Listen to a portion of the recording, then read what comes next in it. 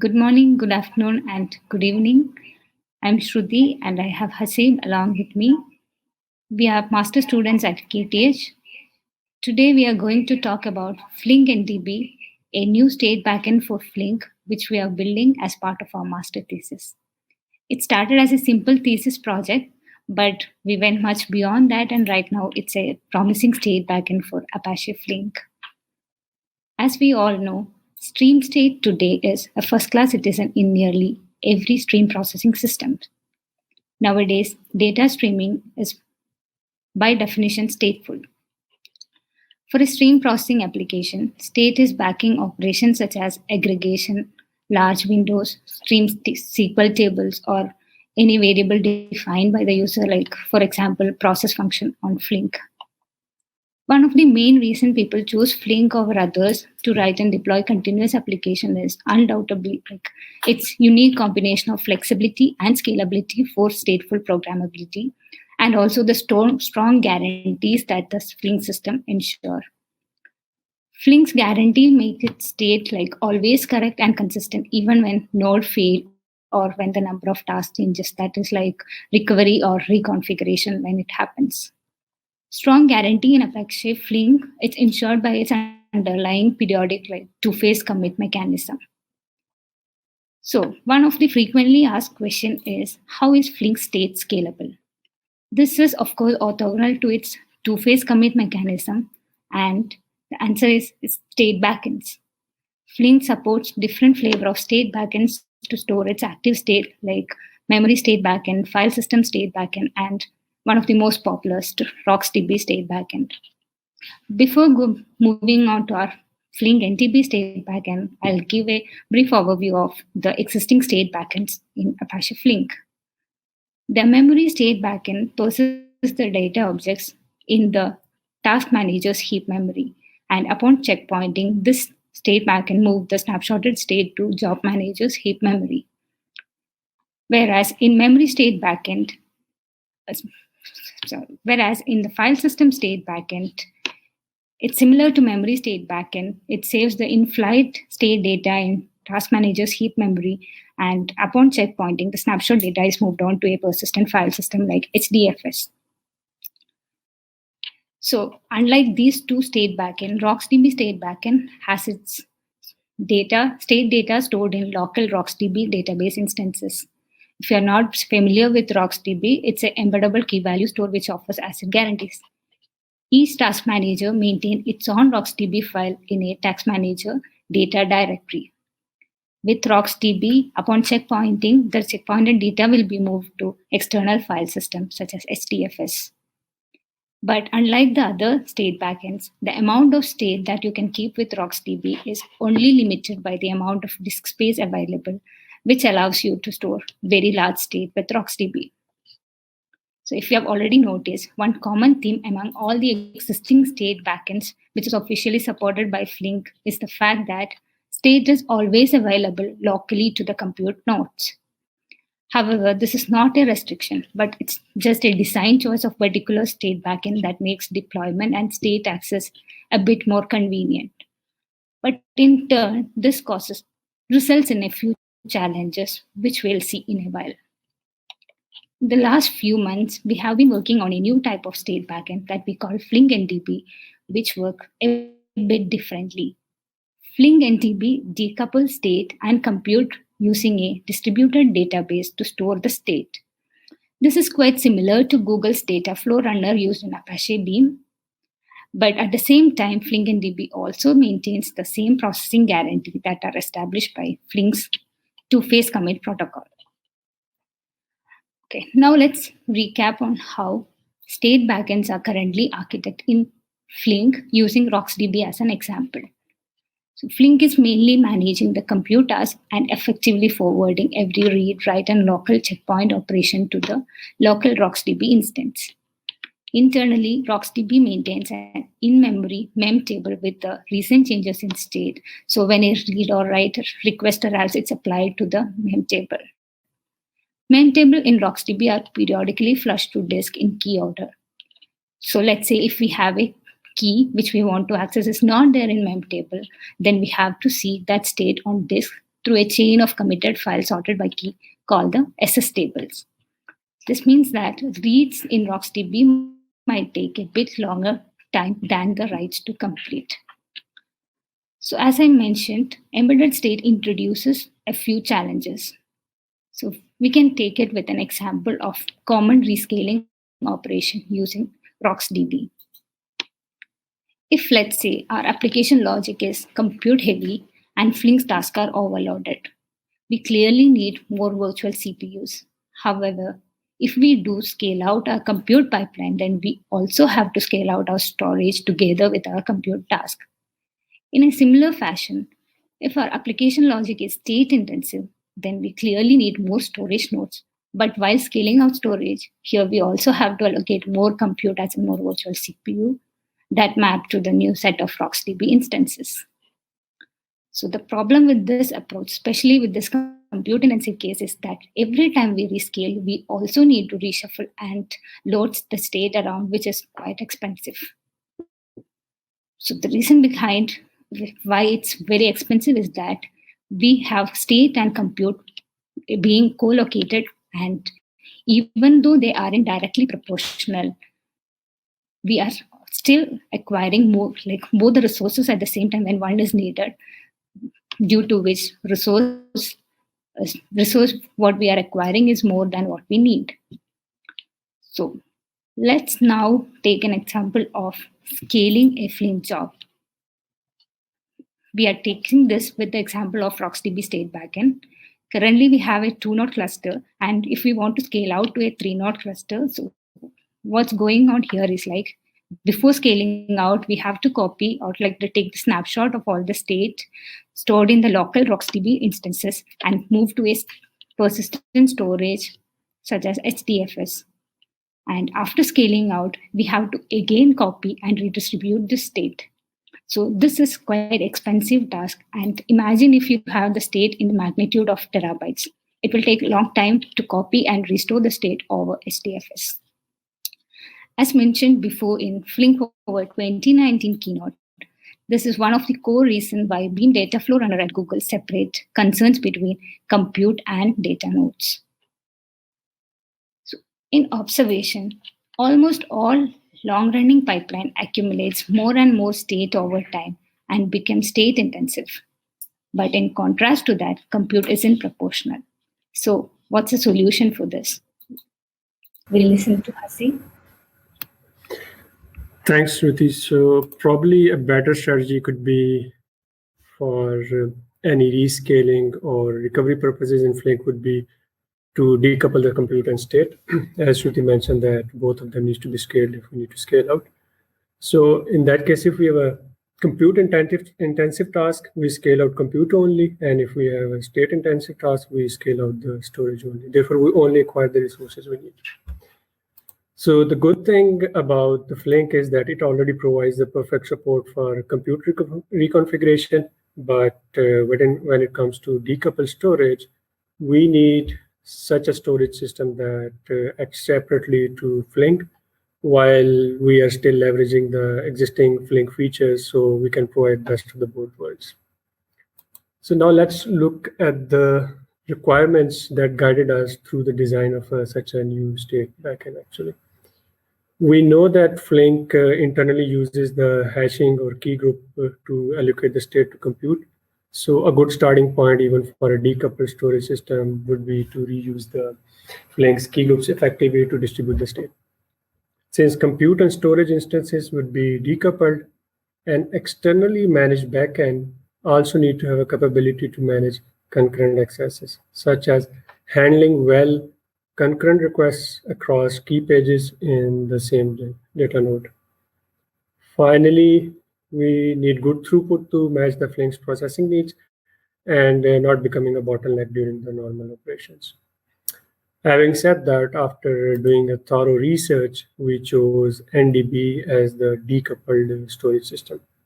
NDB, or a network database, most commonly known as MySQL cluster, is a storage engine of the MySQL cluster when we run it in the distributed to the cluster mode. It's a NewSQL database, and the NewSQL databases are a class of OLTP relational databases that typically offers SQL APIs while maintaining the ACID semantics, and they support the scale of NoSQL databases. So NDB can sustain a whopping 200 million NoSQL queries per second, which is actually the best performance offered across any existing open source databases, as per my knowledge. Furthermore, it provides transactional consistencies, and more importantly, it supports user-defined partitioning. And what does that mean for us? We know that Flink uses key groups to create user-defined partitioning. So we can co-locate the key groups data on the individual NDB data nodes instead of having it stored across multiple nodes in the distributed database. So if we look at the same cluster with two nodes, and if we have to reconfigure it with Flink NDB as the state backend, it's just a matter of the reconfiguring the compute nodes on the cluster, because state is already stored on a distributed file system and it's hashed based on the key groups. So new compute nodes will access the respective state from the system. Let's have a look at how NDB and Flink come together. Again, the Flink itself will be managing the compute task and delegating all the read and write to the Flink NDB. And the Flink NDB has two layers. One is in-memory cache and persistent storage, which is a distributed database, or NDB in our case. So we also implemented a light form of a multi-version concurrency control on top of NDB with this caching layer. So let's say what happens when we read or write through the Flink. The in-memory cache is a bit similar to the RocksDB mem table.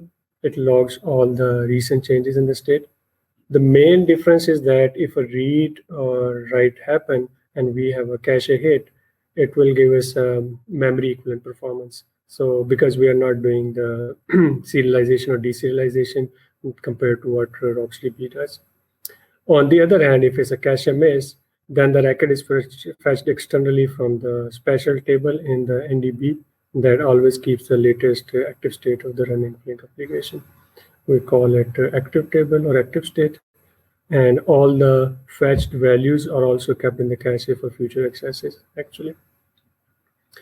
On the other side, in order to speed up the commits, Flink NDB also maintains a write-ahead log, or what we call it commit cache.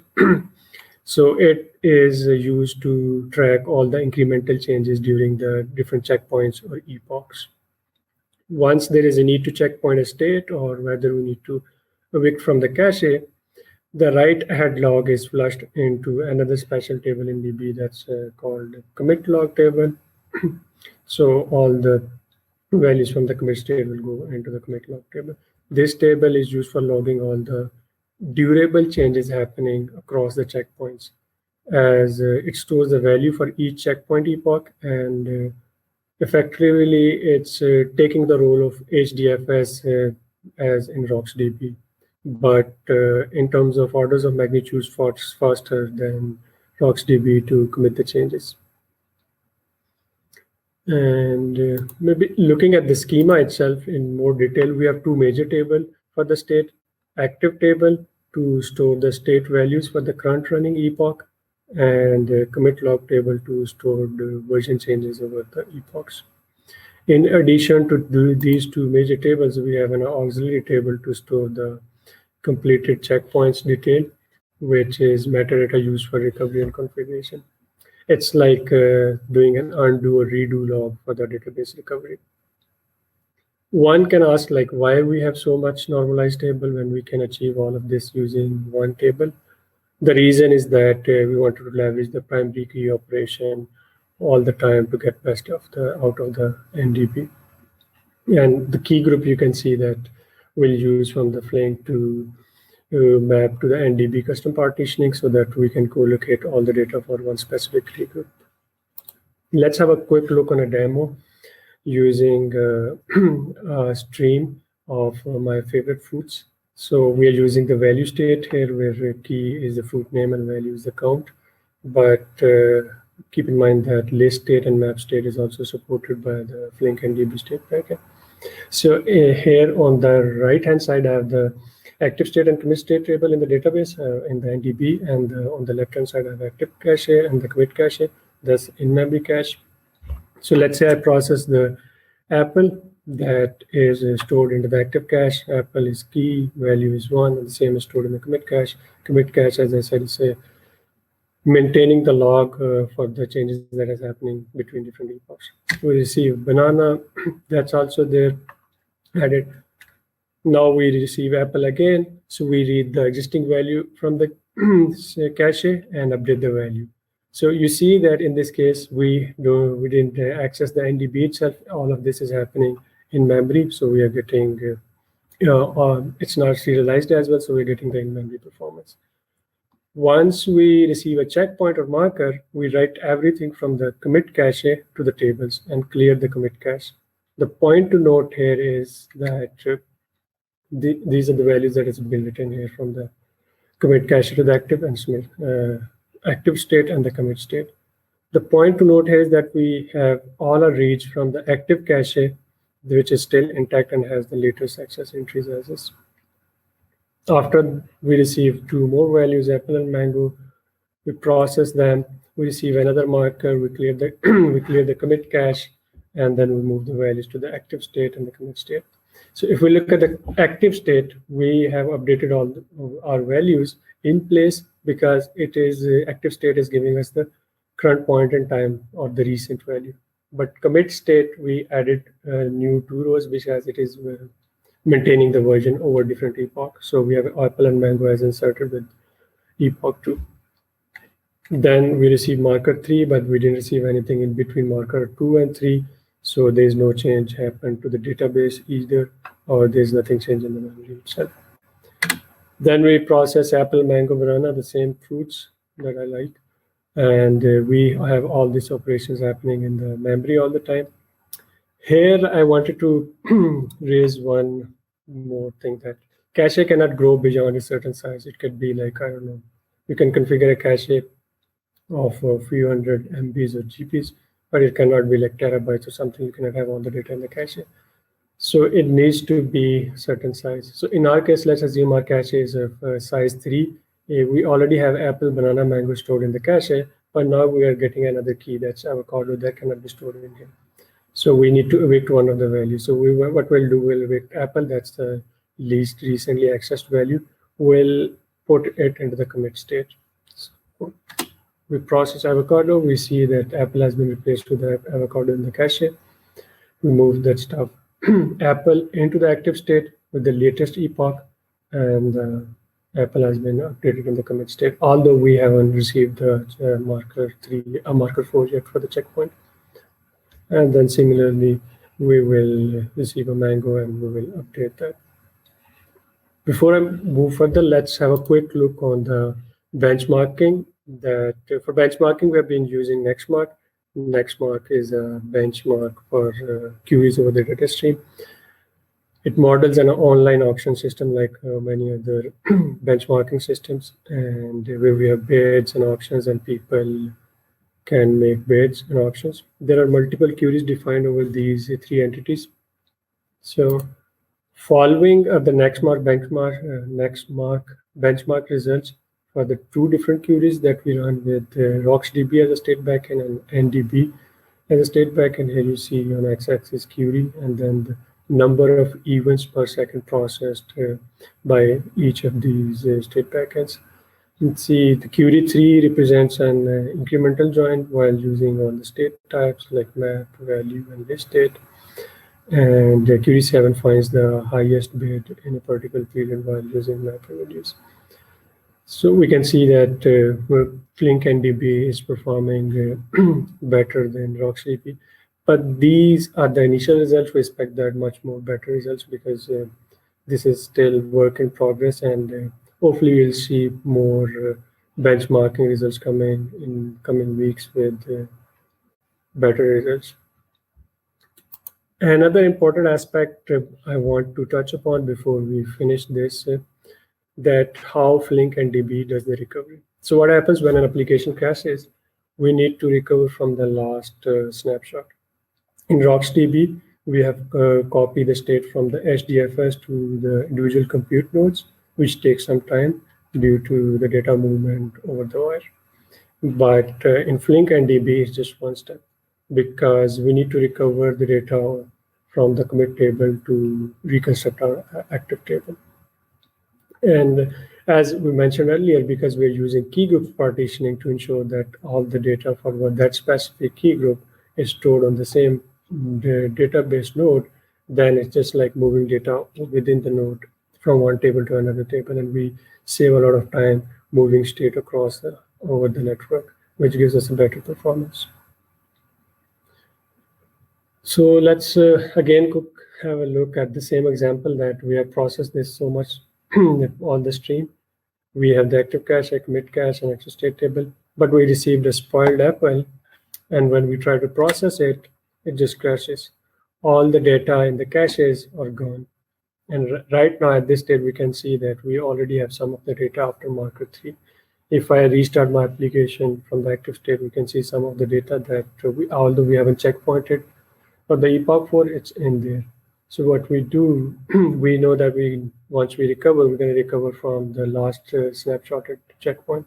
So what we do, we look at all the successful, we will look at all the epochs that has been committed until epoch 3, all the data rows in the commit state table. And based on that, we move this data into the active state table and reconstruct our active state table. And that will take barely very less time compared to do a lot of network processing. So as Shruti already mentioned, that this started as a master thesis project, and we see a great potential. So we're continuously working to make it a production-ready backend for the Flink. So some of the optimization are already done, and some of them are in progress.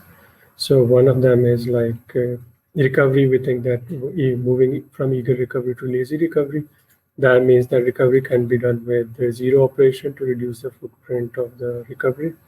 So in theory, that active state does not need to be materialized on reconfiguration time, but instead be populated on demand by lazily fetching the latest value from the commit table. And I would like to conclude that Flink and DB is not going to be just another state backend, but it's going to open new horizon and setting new direction for the stream processing, where state can grow beyond the magnitude of 100 of terabytes. It will also provide us the predictability of the recovery time, since moving state across the node will take almost constant time. Also, support for the query state on multi-version concurrency control will be available, since data is stored in the database. This is a team, Haseeb, myself, and Shruti, and we are supported by Paris, who is Apache Flink committer and assistant professor at KTH, and Mahmoud Ismail, who is our NDB expert and helping us with all the queries related to NDB. Thanks for listening. Flink NDB is going to be an open source, and if you want to contribute, please reach out to us. For any questions, I think you need to use the chat feature, or you can always reach out to us later via email.